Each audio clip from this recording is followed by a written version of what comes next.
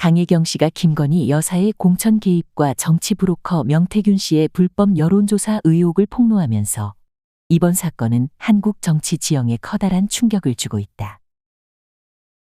2024년 10월 21일 국회 법제사법위원회의 대검찰청 국정감사에서 증인으로 출석한 강 씨는 명태균 대표와 김건희 여사 간의 밀접한 관계를 상세히 설명하며 그 관계가 정치 공천과 불법 여론조사로 얽혀 있다는 중대한 의혹을 제기했다.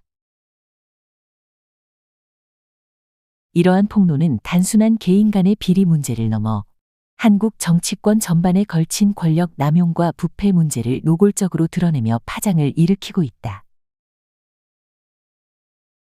강혜경 씨는 김건희 여사가 명태균 씨를 통해 공천에 직접 개입했다고 주장하며 김영선 전 의원이 2022년 6월 재보궐선거에서 공천을 받는 과정에서 김 여사가 결정적인 역할을 했다고 강조했다. 그녀는 명태균 씨가 김 여사에게 여론조사 비용을 청구했으나 결국 돈은 받지 못하고 대신 김영선 전 의원의 공천을 받았다고 주장했다. 이 같은 내용은 정치 공천이 금전적 대가로 거래되었을 가능성을 시사하는 중요한 증언으로 향후 공천 과정의 투명성과 공정성에 대한 논란을 일으킬 수 있다. 더 나아가 김건희 여사가 정치적 영향력을 행사한 것이 확인될 경우 이는 대통령 부인의 역할을 넘어선 권력 남용 문제로 이어질 가능성이 크다.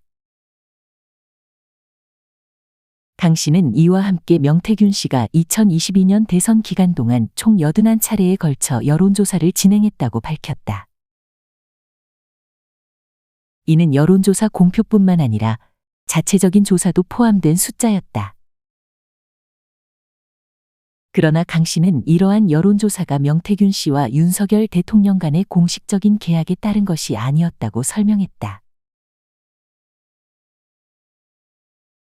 이는 명태균 씨와 윤 대통령이 여론조사를 통한 정치적 거래를 했다는 의혹에서 거리를 두는 발언이지만 동시에 여론조사 결과가 정치적 의사결정에 큰 영향을 미쳤다는 주장과 일맥상통하는 부분이기도 하다.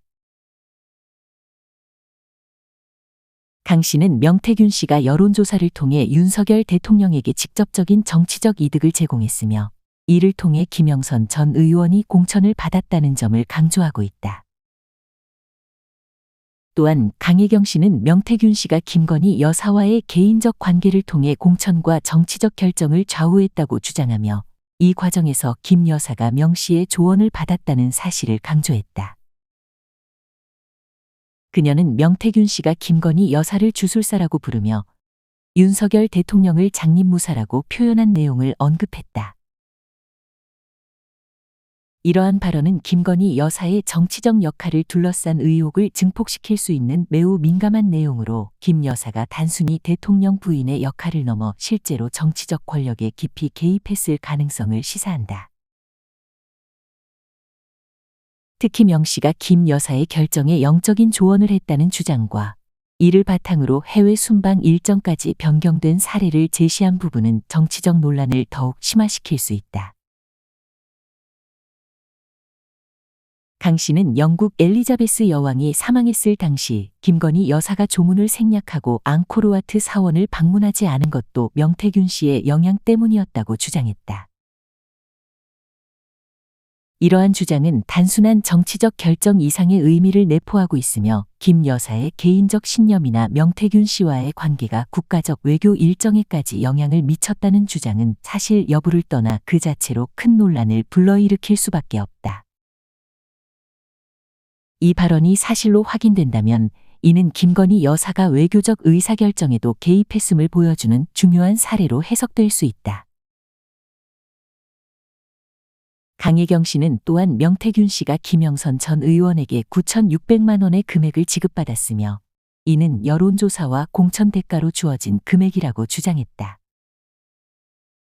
그녀는 명태균 씨가 김영선 전 의원의 공천에 결정적인 기여를 했고 그 대가로 금전적 보상을 받았다고 폭로했다. 이러한 주장은 국민의힘 내부의 공천 과정이 금전적인 거래와 연관되어 있을 가능성을 제기하며 공천 과정의 불투명성과 부패를 둘러싼 의혹을 한층 심화시켰다. 씨의 증언은 국민의힘뿐만 아니라 한국 정치 전반에 대한 신뢰를 흔들 수 있는 중요한 문제로 떠오르고 있다. 강혜경 씨의 증언은 여기서 그치지 않는다. 그녀는 명태균 씨가 여야를 막론한 최소 25명의 정치인들과 거래 관계를 맺고 있었다고 폭로했다. 이 같은 폭로는 여권 내의 문제를 넘어 한국 정치권 전반에 걸쳐 정치적 거래와 부패가 만연해 있다는 의혹을 제기하고 있다. 그녀는 국정감사 후 국민의힘과 더불어민주당, 정의당을 포함한 다양한 정치인들의 명단을 법사위에 제출했다. 이 명단에는 국민의힘 소속의 강민국, 김은혜, 나경원, 박대출, 안철수, 윤상현, 윤한홍, 조은희 의원뿐만 아니라 오세훈 서울시장, 홍준표 대구시장, 김진태 강원도지사, 박완수 경남도지사 등의 주요 정치인들이 포함되어 있다. 또한 야권 인사로는 더불어민주당의 이현주 전 의원, 김두관 전 의원, 정의당의 여영국 전 의원, 개혁신당의 이준석 전 대표가 포함되어 있다. 이 명단이 제출되면서 정치적 논란은 더욱 확산될 것으로 보인다. 여야의 주요 정치인들이 명태균 씨와의 불법적인 관계에 얽혀 있다는 의혹은 국민들 사이에서 큰 파장을 일으킬 수 있으며 정치권 전반에 대한 신뢰를 더욱 떨어뜨릴 위험이 있다. 또한 강혜경 씨의 폭로는 단순히 김건희 여사와 명태균 씨의 관계를 넘어 한국 정치 전체에 대한 문제를 제기하는 중요한 사건으로 평가받고 있다. 강 씨는 김영선 전 의원과의 관계에 대해서도 깊은 폭로를 이어갔다. 그녀는 김 전 의원이 자신에게 모든 책임을 떠넘기려 했다고 주장하며 명태균 씨와의 거래 내용을 밝히지 말라는 압박을 받았다고 설명했다.